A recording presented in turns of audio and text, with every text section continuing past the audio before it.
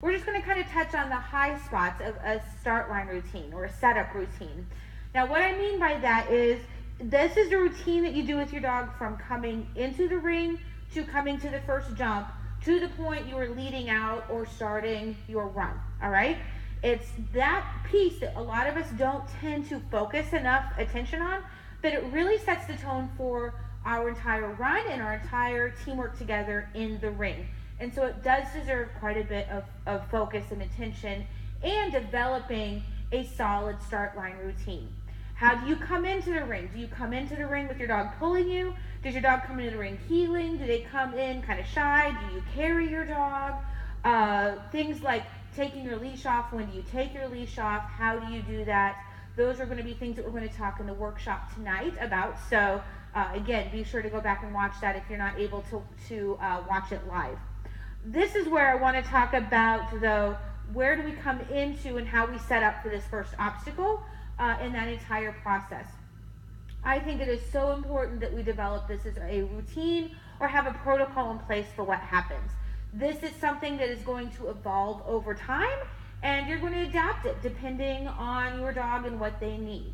I think we tend to be a little too stressed about this, and this is a piece, again, if we don't give a lot of thought to, it can become stressful, and then, like I said, it sets the whole tone for the rest of your run. So you want this to be something that's relaxed. You know what is happening. Your dog knows what's happening. You know what you're expecting of each other, and again, just like everything else that we're going to do on the course, this has kind of it's got some criteria to it. So a start line routine is an excellent place to judge the connectivity of your dog, their focus. In my mind, it's a little pre-test.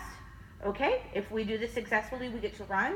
It gives me an idea. Whoa, my dog is really on edge and he's really excited, so I need to maybe exert myself a little bit more or help take away some of that energy or exude better energy on the course.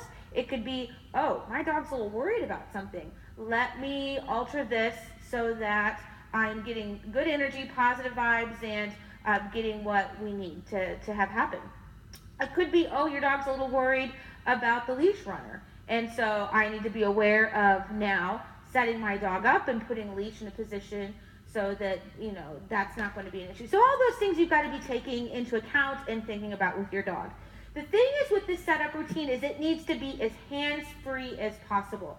I see all the time, somebody coming in with their dog, on leash, they're pulling the dog, they come to the start line, get over here, good dog, sit, good. Now, you can tell he's looking at me like, what's going on? Because that in no way was fun or relaxing for him, right? And probably what's going to happen, and if that's the dog, that's all they get, is as soon as the leash comes off, the dog's like, I'm out of here, I'm done. That was not fun. I don't want to be around this right now. Okay, good boy, you're so good. I also see the people who are going into this. Who's leaving? Good boy. Come here. Good dog. Come here. Come here. Sit. Good. Come over here. Sit. Stay. Good. All right, and that's their setup routine. Well, there's kind of several things. First of all, you're blocking the first obstacle. So you really, unless you have to turn and look, you are not giving the dog, or you're not finding exactly where you want your dog to be starting at, and so you're kind of having to guess. But you can also tell in my voice I was very questioning. Come here, come over here, come on, and asking, come over here, come, all right, come, sit, stay. That's a lot of nervous energy that I'm giving right there. Sit, come here, over here. I'm nitpicking, I'm nagging. I'm not actually giving my dog a solid behavior to do, and so that's adding a little bit to the stress before a run. And if you don't have a solid setup routine, what tends to happen is you go, oh gosh, the judge is wanting the next dog ready to go, and now I feel like I'm in a rush to get this done, and all of a sudden we're nervous, and so is the dog. So everybody will do something a little differently. I teach my dog's behavior, but then I might adapt it over time. Okay, I really like teaching my dogs, ready, place. Yay, good boy. I set up between my legs.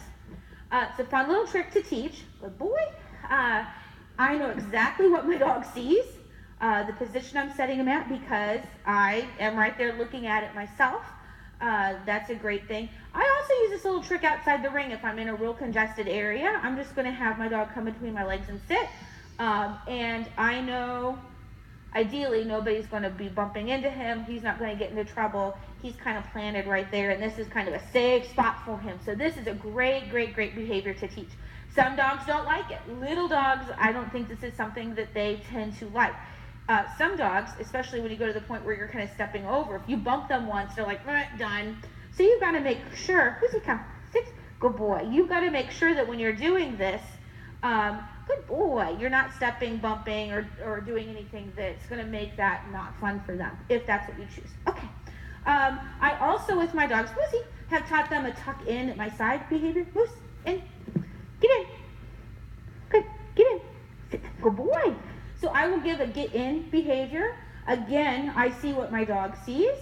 He has a job to do, and he's got a task I'm giving him, and he is doing it correctly. So that is fine too. Okay, good job.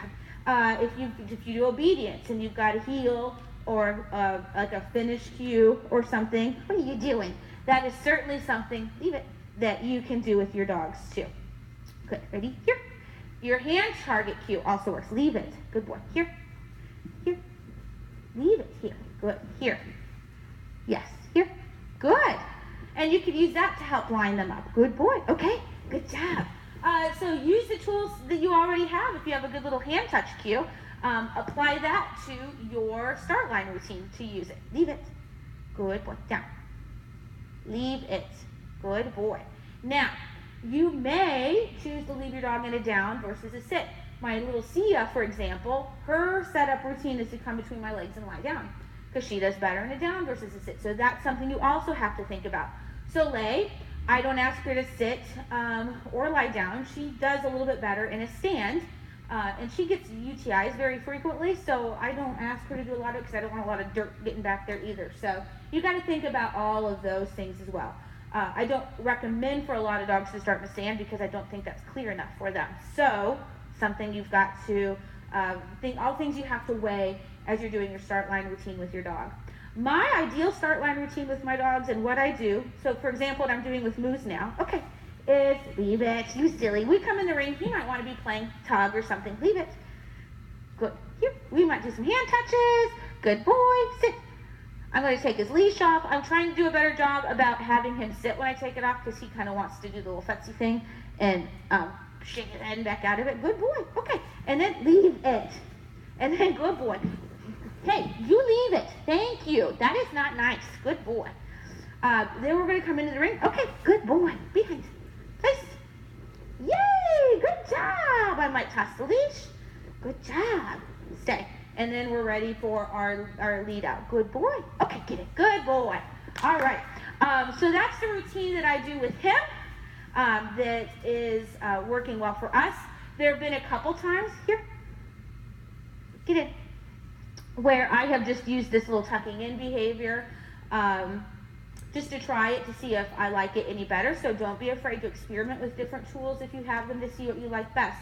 I do like for him, though, having him come between my legs because, for example, at the last trial, by the last day, he was getting really overstimulated and super, super excited going in the ring. And I think we ran after a dog that was really exciting, or the handler was really loud. And so that was like, wah, for him. And so I took the leash off. He started barking and jumping around, which I don't really mind too much unless I don't want him to. And I was telling him to place. He's just barking at me, right? And so it was one of those, and I'm like, okay, calm down. Place. And it was, you need to do this if we're going to run together as a team. And so I think he went, oh, got it, yes, I need to do this if I want to run. So you can use it as kind of a gauge and as kind of a little reminder, hey, we're together, you need to do what I say, we get started correctly, we'll be able to run correctly. So thinking about that with your dogs, and work on coming up with a start line routine or a setup routine that works best for you. And again, feel free to adapt it or evolve it over time into what you need. All right, let me know if you have any questions.